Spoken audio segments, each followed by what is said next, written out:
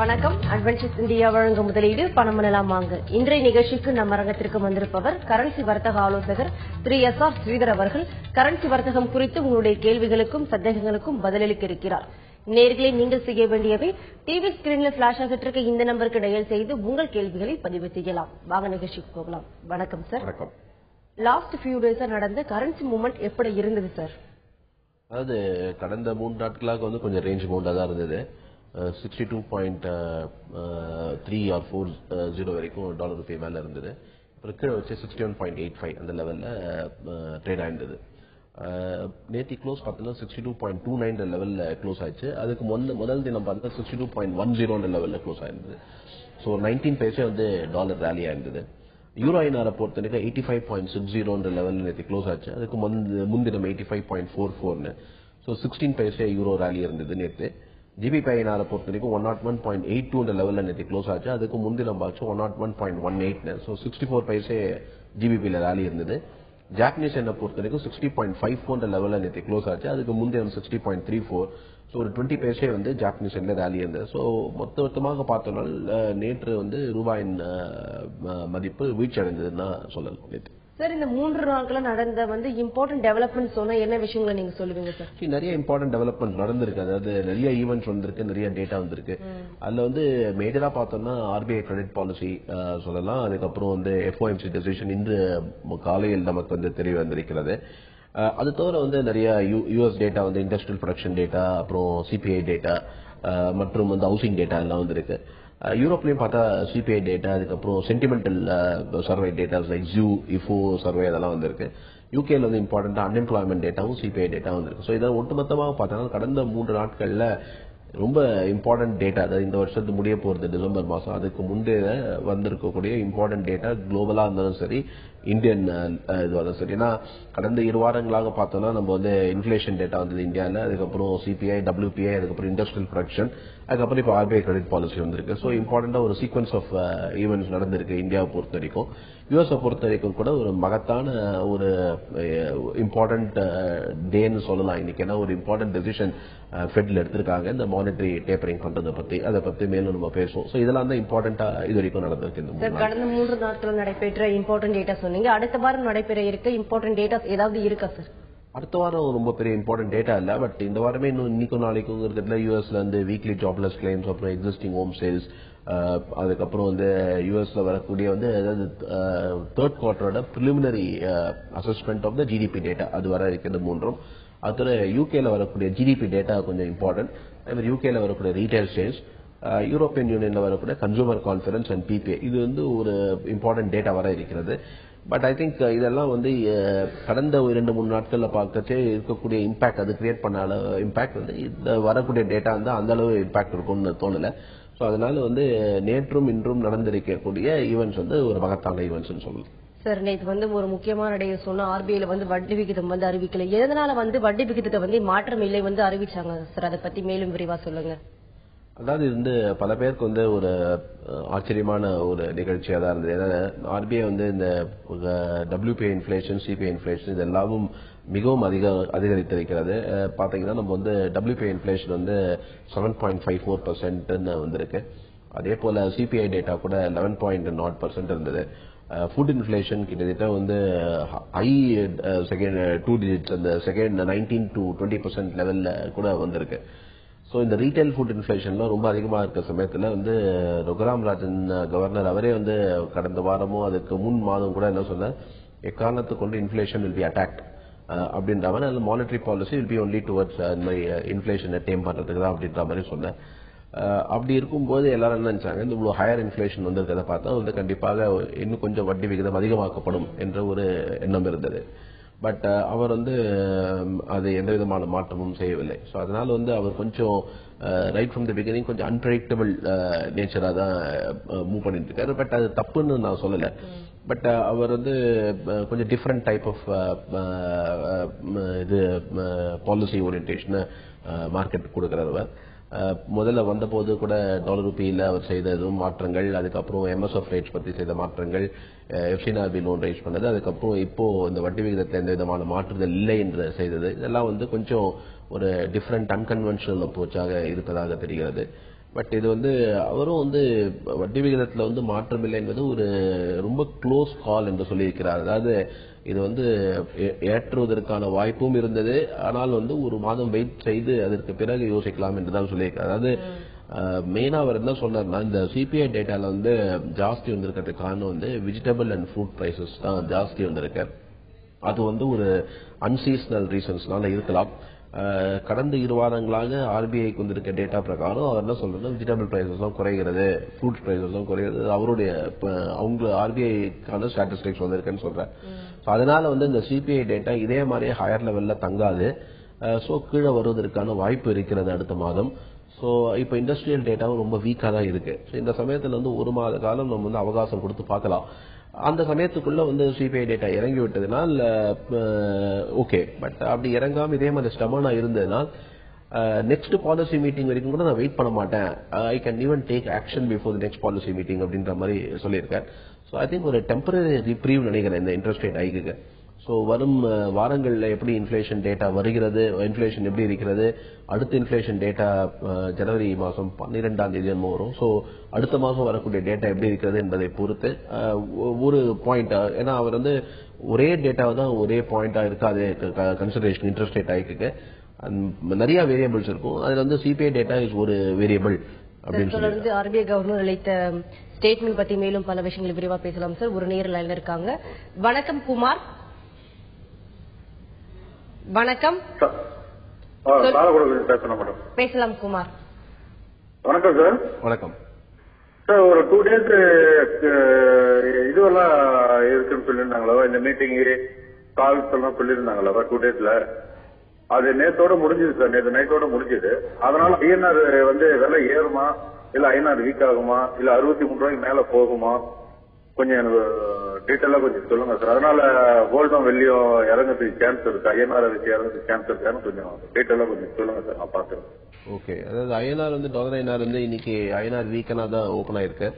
நேற்று வந்து 62.29ல dollar close ஆயிருந்து, இப்போ ஆரம்பிச்ச 62.47 டாலர் வந்து கொஞ்சம் அதிகரித்திருக்கிறது, ரூபாயின் மதிப்பு குறைந்திருக்கிறதுன்னு சொல்லலாம். ஆனா வந்து இது ஒரு பெரிய பாதகமான ஓபனிங்னு சொல்ல முடியாது. ஏன்னா நீங்க பாத்தீங்கன்னா அவங்க எடுத்திருக்க டெசிஷனுக்கு வந்து ஸ்ட்ரைட்டாவே சில சமயம் வந்து கிட்டத்தட்ட 62.75 62.80 ஓபன் ஆயிருக்கலாம்.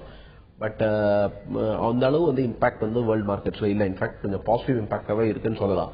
சோ அதனால வந்து ஒரு மைல்டு இம்பாக்ட் தான் இப்ப டாலர் ரூபியில இந்த இது வரைக்கும் காலையில வந்து இருக்குன்னு சொல்லலாம். சோ அதனால இது ஒரு பெரிய மாற்றுதல். நீங்க கேட்கற மாதிரி தங்கத்துல கேட்கறீங்க, தங்கத்துல கூட ஒரு பெரிய மாற்றுதல் இல்ல. நேற்றையும் கம்பேர் பண்ணச்சே இன்னைக்கு கம்பேர் பண்ணச்சே கிட்டத்தட்ட ஒரு 1% டிஃபரன்ஸ் தான் டாலர் கோல்டு ட்ரேட் ஆயிருந்தது. சோ இது வந்து ஒரு 0.5%, ஒரு 0.5% ஸ்விங் தான் கோல்டு இருந்திருக்கு இது வரைக்கும் மார்னிங் டைத்துல. சோ இது வந்து ஒரு பெரிய இம்பாக்ட் இல்லாத காரணம் என்ன, இது வந்து மார்க்கெட்டை கொஞ்சம் ரொம்ப நாளா ப்ரிப்பேர் பண்ணிட்டாங்க அவங்க வந்து இந்த மாதிரி ஆகலாம் என்று. இன்ஃபேக்ட் செப்டம்பர்லயே கூட நம்ம பேசியிருந்தோம் ஆயிருக்க வேண்டியது இது. செப்டம்பர் தான் ஒரு அதிர்ச்சியாக அவர்கள் வந்து பண்ணாம விட்டுட்டாங்க. அது காரணம் வந்து அப்போ இருக்கக்கூடிய இந்த யூஎஸ் கவர்மெண்ட் ஷட் டவுன் வருமோ வராதோ, இந்த பிசிக்கல் ப்ராப்ளம்ஸா இருக்கு என்பதற்காக ஒரு 2 மாதம் தள்ளி வைத்தார்கள் போல் இருக்கிறது என்று பண்ணது. அதனால இந்தியில இருந்து இப்போ அனௌன்ஸ் பண்ணிருக்காங்க, ஜனவரியில இருந்து டேப்பரிங் ஆரம்பித்து விடும் என்று சொல்லியிருக்கிறார்கள்.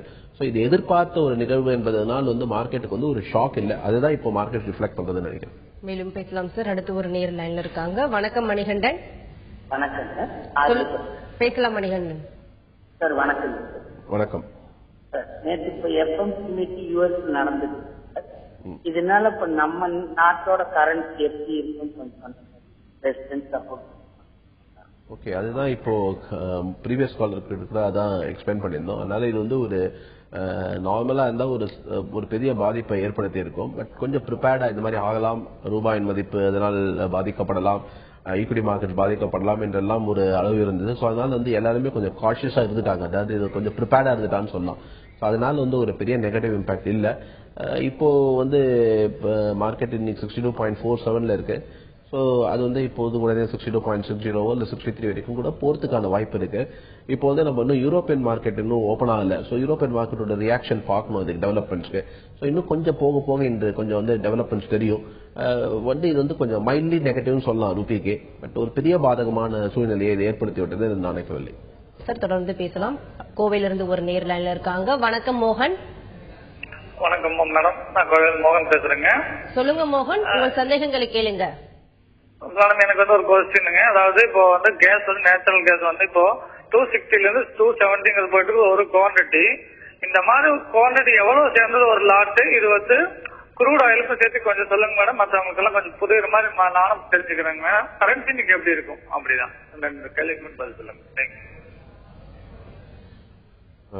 கமாடிட்டிஸ் பத்தி விஷயம் தெரிஞ்சுக்கணும்னா நீங்க வந்து அடுத்த ப்ரோக்ராம் ஐ திங்க் டியூஸ்டே இன்னைக்கு கரன்சி கமாடிட்டி ஆலோசகர் வருவார். கண்டிப்பாக நீங்கள் அதை பற்றி தெரிந்து கொள்ளலாம். அவர் கேட்ட கடைசி கேள்வி வந்து கமாடிட்டி பத்தி கேட்டாரு. தென் கரன்சி மூவ்மெண்ட் வந்து இன்னைக்கு எப்படி இருக்கும் கேட்டாரு சார். அவர் ஓகே, கரன்சியை பொறுத்த வரைக்கும் ஐ திங்க் முதல் 2 கேள்விகளுக்கான அதே பதில் தான். அதாவது இன்றைக்கு அப்படின்னு நீங்க கேட்டீங்கன்னா இன்னைக்கு ஓபன் வந்து 62.45 என்ற லெவல் ஓபன் ஆயிருக்கு. இன்னைக்கு வந்து எக்ஸ்பெக்டட் வந்து 62.30 to 62.60 இருக்கலாம்ன்றது இன்னைக்கான எக்ஸ்பெக்டட் ரேஞ்ச். ஓவராலா நீங்க கேட்டீங்கன்னா 63 to 61.95 இந்த ரேஞ்சில் இப்போ ஒரு ஃபியூ டேஸ் டிராவல் மேலேயும் போயிட்டு வந்துட்டு இருக்கும் நினைக்கிறேன். மேலும் பேசலாம் சார். அடுத்து ஒரு நேர் லைன்ல இருக்காங்க. வணக்கம் ஸ்ரீதர். வணக்கம் சார். வணக்கம். எனக்கு வந்து யுஎஸ் டாலர் அடுத்த 5 வருஷத்துக்கு எப்படி இந்தியனுடைய ரூபாய்க்கு நிகராக இருக்கும் என்பதை அடுத்த 5 வருஷம்ன்றது அடுத்த வர இப்ப வந்து அடுத்த 5 மாதங்களுக்கே இப்போ எப்படி இருக்கு ப்ரொஜெக்ஷன்? ஏன்னா மார்க்கெட்ஸ் வந்து ரொம்ப வாலடைலா இருக்கிறது ஒன்றும் இல்ல. நிறைய ஈவெண்ட்ஸ் நிறைய டெவலப்மெண்ட்ஸ் ஆகும். இப்போ நீங்க 2008 வந்து ரூபாயின் மதிப்பு 39 இருக்கச்சே அடுத்த 5 வருஷத்துக்கு 68க்கு போயிருக்குமா அப்படின்னு கேட்டீங்கன்னா யாருமே 68க்கு போயிருக்குன்னு சொல்லியிருக்க மாட்டாங்க. அதனால வந்து 5 இயர்ஸ் பிளான்லாம் வந்து சொல்றது ரொம்ப கஷ்டம் மார்க்கெட்ல. பட் ஜென்ரலா வந்து ஒரு இண்டிகேஷன் சொல்றேன். இப்போ வந்து எக்கனாமிக் டேட்டாவை பார்த்துக்கோங்க. நீங்க வந்து இந்தியாவில் வந்து கரண்ட் அக்கௌண்ட் டெபிசிட் எப்படி இருக்கு, பிஸ்கல் டெபிசிட் எப்படி இருக்கு, இன்ஃப்ளோஸ் எப்படி இருக்கும், குளோபல் டெவலப்மெண்ட்ஸ் எப்படி இருக்கும் அப்படின்றது தகுந்த மாதிரி மார்க்கெட் வந்து மூவ் ஆகும். அதனால வந்து இப்போ திடீர்னு சம் பாசிட்டிவ் டெவலப்மெண்ட்ஸ் வந்து ரூபி 55 கூட வரலாம். நல்ல ஏன்னா ஒரு காலத்தில் 49 39 கூட வந்து ரூபி. அதே மாதிரி 55 வரக்கூடாதுன்றதுலாம் கிடையாது. Depends on positive development. அதே மாதிரி வந்து ஃபர்தரா வந்து இப்போ வர எலெக்ஷன்ல வந்து ஒன்னும் கவர்மெண்ட்ல வந்து சரியான ஒரு கவர்மெண்ட் ஃபார்மேஷன் அமையாமல் போய் இந்தியன் ரேட்டிங்ஸ் டவுன் ரேட் பண்ணா ரூபாயின் மதிப்பு 70 கூட போகலாம். அதுக்கப்புறம் அதே ப்ராசஸ்ல 75 80 கூட போறதுக்கான வாய்ப்புகள் கூட வரலாம். அதனால டெவலப்மெண்ட்ஸ் தகுந்த மாதிரி தான் மார்க்கெட் மாறுமே தவிர 5 இயர்ஸ்க்கு இப்படிதான் போகுன்றது ஒரு வரையறுத்து சொல்ல முடியாது. சார், பிரேக்கு முன்னாடி பேசிட்டு இருந்தோம். ஆர்பிஐ கவர்னர் ரகுராம் ராஜன் வந்து வட்டி விகிதத்துல வந்து எந்த மாற்றமும் இல்லை நேற்று சொன்னார். அதை அறிவிச்ச பிறகு வந்து கவர்னர் வந்து ஃபாரெக்ஸ் மார்க்கெட் மற்றும் எக்கனாமி அண்ட் கோல்டு ரேட் பத்தி பேசிட்டு இருக்கு. அதை பத்தி மேலும் விரிவா சொல்லுங்க சார்.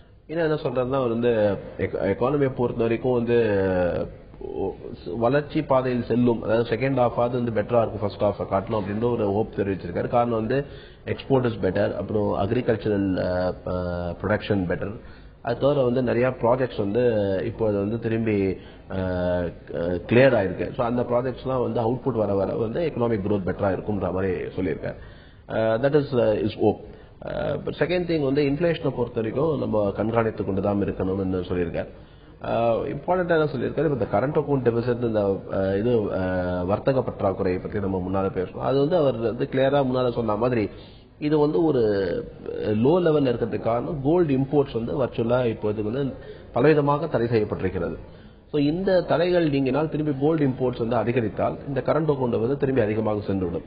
ஸோ அதனால இது வந்து சஸ்டைனபிளா அப்படின்ற மாதிரி ஒரு கேள்வி எழுப்பியிருக்காரு. அவரே சொல்லியிருக்காரு அது மாதிரி வந்து நம்ம வந்து கோல்டு இம்போர்ட்ஸ் சேர்ந்து அதுக்கப்புறம் கரண்ட் அக்கௌண்ட் டெபிசிட் வந்து நிச்சயமாக குறைந்து விட்டதா இருந்ததால் தான் நாம வந்து ஒரு ட்ரேட் ஃப்ரண்ட்ல பெட்டரா இருக்கலாம் அப்படின்ற மாதிரி சொல்லியிருக்கேன். ஸோ அதனால வந்து இப்போது உடனே கோல்டு இம்போர்ட்ஸ் கர்வ்ஸ் ரிமூவ் பண்ணுங்கன்ற மாதிரி தான் சொல்லல.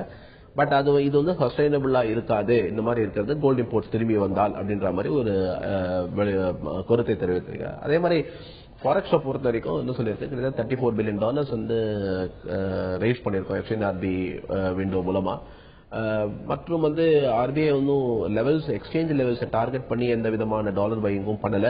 அக்டோபர் மாசம் பார்த்தா $3.8 billion ஆர்பிஐ வாங்கியிருக்கிறதாக அவங்களோட மந்த்லி புல்லட்டின் காட்டுது. ஸோ அதை பத்தி கேட்டபோது அவர் வந்து இல்ல நாங்க வந்து எந்த விதமான எக்ஸ்சேஞ்ச் ரேட்டும் டார்கெட் பண்ணி நாங்க எதுவும் செய்யலன்னு தெரிவிச்சிருக்காரு. பட் அவர் என்ன சொல்லியிருக்காருன்னா வொலாட்டிலிட்டி குறைந்திருக்கிறது. அது வந்து ஒரு சந்தோஷமான ஒரு இது. ஏன்னா முன்னால் ரொம்ப வொலட்டைலா இருந்தது. எல்லாரும் வந்து 68 போச்சு 70 75 ஒரு எக்ஸ்பெக்டேஷன் சொல்லியிருந்தாங்க. இப்போ அந்த எக்ஸ்பெக்டேஷன் நம்ம பிரேக் பண்ணி ரூபி கூட கொஞ்சம் அப்ரிஷியேட் ஆகலான்ற ஒரு மாற்றுதலை கொண்டு வந்தது இந்த பாலிசி அப்படின்ற மாதிரி சொல்லியிருக்காரு. அதாவது எஃப்எக்ஸ் ரிசர்வ்ஸும் கொஞ்சம் அதிகரித்திருக்கிறது இந்த மொபிலைசேஷனால அப்படின்றது. அதாவது அதோட இந்தியாவில் எப்போதாலும் கிட்டத்தட்ட $34 பில்லியன் 3 மாசம் ரைஸ் பண்ணது நம்மளோட ஸ்ட்ரென்த்தை காட்டுறது. நம்ம எப்போனாலும் கொஞ்சம் அதிகமாக இந்த மாதிரி ரிசர்வ்ஸ் பூஸ்ட் பண்ணணும்னா இந்த மாதிரி வந்து மொபிலைஸ் பண்ணக்கூடிய திறமையை காட்டுகிறதுன்னு தெரிவிச்சிருக்கேன். சார், யூஎஸ்ல வந்து இன்று காலை வந்து FOMC பாலிசி வந்து நடந்துட்டு இருக்கு. அதோட முக்கியத்துவம் என்ன, ஃபியூச்சர் இம்பாக்ட் வந்து என்ன மாதிரி நியூஸ் வந்து வெளிவர இருக்கு சார்? FOMC வந்து டெசிஷன் ஆல்ரெடி வெளில வந்துருது. இது வந்து மே மாசம் வந்து ரூபாய் வந்து வீழ்ச்சியடைந்ததுக்கு ஒரு காரணம் வந்து FOMC சேர்மன் அப்போ வந்து இந்த QE டேப்பரிங் ஆகலாம் என்று ஒரு சொன்னார். அது வந்து அப்பதான் வந்து ரூபாயின் மதிப்பு வீழ்ச்சி அடைய ஆரம்பித்தது. இப்போ பாத்தீங்கன்னா செப்டம்பர் மாசத்துல வந்து டேப்பரிங் ஆரம்பிக்கலாம்னு சொல்லியிருந்தது வந்து செப்டம்பர்ல இருந்து இப்போ டிஃபர் பண்ணாங்க. காரணம் அப்போ வந்து கவர்மெண்ட்ல அவங்க US கவர்மெண்ட்ல பிசிக்கல் சிச்சுவேஷன் வந்து ஆன டாக்ஸ் வந்து நடந்திருந்தது. ஸோ அப்போ வந்து அதுக்கான ஒரு முடிவு தெரியாததுனால அவங்க வந்து அப்போ ஒரு டெசிஷனும் எடுக்கல. பட் இப்போ வந்து கிளியரா வந்து பிசிக்கல் ப்ராப்ளம்ஸ் தான் கொஞ்சம் ரிசால்வ். ஒரு 2 இயர்ஸ்க்கு வந்து பட்ஜெட் டீல் வந்து சைன் ஆயிடுது. இன்னும் வந்து டெட் சீலிங் டாக்ஸ் தான் இன்னும் நடந்து கொண்டிருக்கிறது. அது ஜனவரி எண்டுக்குள்ள அது வந்து ரிசால்வ் செய்யப்படும் என்ற ஒரு எக்ஸ்பெக்டேஷன் இருக்கு. ஸோ அதனால இப்போ பாத்தீங்கன்னா எக்கனாமிக் க்ரோத் வந்து US economic growth upwards of 3% already வர ஆரம்பிச்சிருக்கு. அண்ட் எம்ப்ளாய்மெண்ட் கெயின்ஸ் பார்த்தா more than every month last 2 months பார்த்தா 2 lakh ஜாப்ஸ் வந்து ஆட் ஆயிட்டு இருக்குமா இதுல. அண்ட் அன்எம்ப்ளாய்மெண்ட் ரேட்டும் குறைந்து கொண்டு 7% நோக்கி வந்து கொண்டிருக்கிறது. ஸோ அதனால வந்து அவங்களுக்கு வந்து கொஞ்சம் இம்ப்ரூவ்மெண்ட், லேபர் மார்க்கெட் இம்ப்ரூவ்மெண்ட்டும் இருந்து மற்ற எக்கனாமிக் கண்டிஷன்ஸ் க்ரோத்தும் பெட்டரா இருக்கிறதுனால வந்து இந்த டிசிஷன் எடுத்திருக்காங்க. அதாவது என்னன்னா $85 பில்லியன் அவங்க வந்து இப்போ வந்து மாசம் வந்து பணப்புழக்கத்தை அதிகரித்துக் கொண்டிருந்தார்கள். அதாவது லிக்விடிட்டி இன்ஜெக்ஷன் பண்ணியிருந்தாங்க. இப்போ அந்த $10 பில்லியன் ஒவ்வொரு மாசமும் ஜனவரி மாதத்திலிருந்து தொடங்கி $10 பில்லியன் குறைக்கப்படும் என்று அறிவித்திருக்கிறார்கள். அட் த சேம் டைம் வந்து என்ன சொல்லியிருக்காங்கன்னா இன்ட்ரெஸ்ட் ரேட் வந்து உடனே எந்த விதமான அவசரமும் இல்லை. FOMCக்கு இன்ட்ரெஸ்ட் ரேட் வட்டி விகிதத்தை அதிகரிப்பது என்பதற்கான பேச்சு இப்போதைக்கு இல்லை. அது எப்போது வரும் என்றால் அன்எம்ப்ளாய்மெண்ட் ரேட் வந்து 6.5% கீழே வந்து இன்ஃபிளேஷனும் அதிகரித்தால் தான் அப்படிக்கான வாய்ப்பு, அந்த மாதிரி ஒரு வாய்ப்பு ஏற்படும் என்று. இப்போ இன்ஃபிளேஷன் பார்த்தோம்னா வந்து FOMCக்கு வந்து நார்மலி 2% இன்ஃபிளேஷன் தான் வந்து ஒரு காலிபிரேட்டட் இன்ஃபிளேஷன் இந்த மாதிரி இன்ட்ரெஸ்ட் ரேட் ஹைக் பண்றதுக்கு. பார்த்தா வந்து 1.2, 1.3% அப்படிதான் இருக்கு. அவங்களோட இந்த மெஷர்ட் பாலிசி டெசிஷன்ஸ் என்னன்னா எம்ப்ளாய்மெண்ட் வந்து அன்எம்ப்ளாய்மெண்ட் ரேட் வந்து குறையும், எக்கனாமிக் கண்டிஷன்ஸ் பெட்டரா இருக்கிறதுனாலும் அண்ட் கொஞ்சம் இன்ஃபிளேஷன் அதிகரித்தாலும் பரவாயில்லை இந்த 2% இருந்தால் என்பதை முன்னிட்டு கொண்டு இப்படிப்பட்ட ஒரு டிசிஷன் எடுத்திருக்காங்க.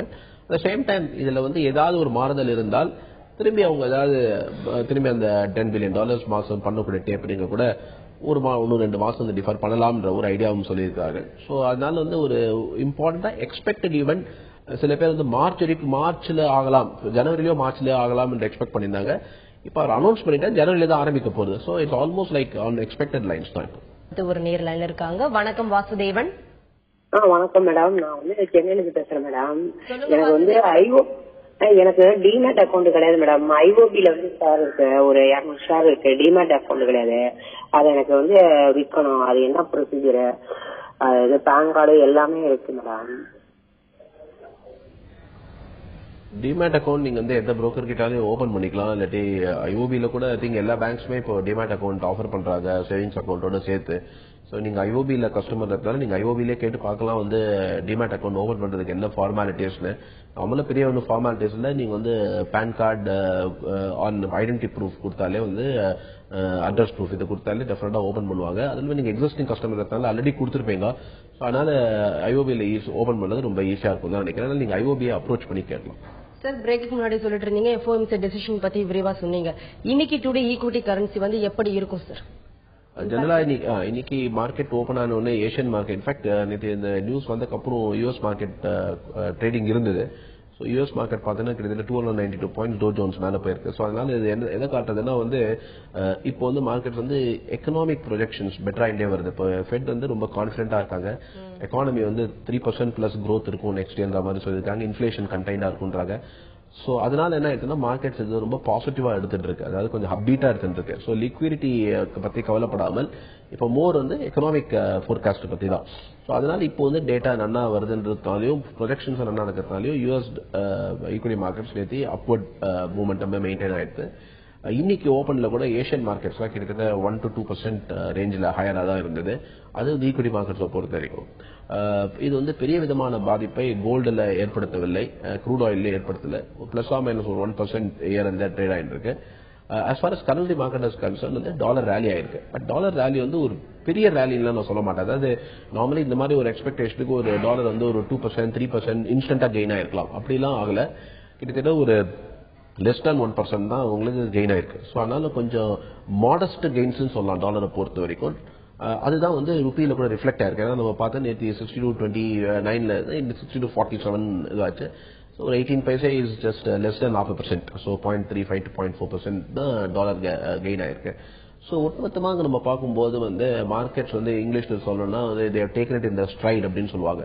ஸோ அதனால வந்து இது கொஞ்சம் மார்க்கெட்ஸ் வந்து காமா இருக்குன்றது தான் எனக்கு தோன்றது, with some gains for dollar. Sir positional advice சொன்ன என்ன விஷயங்கள் சொல்வீங்க சார்?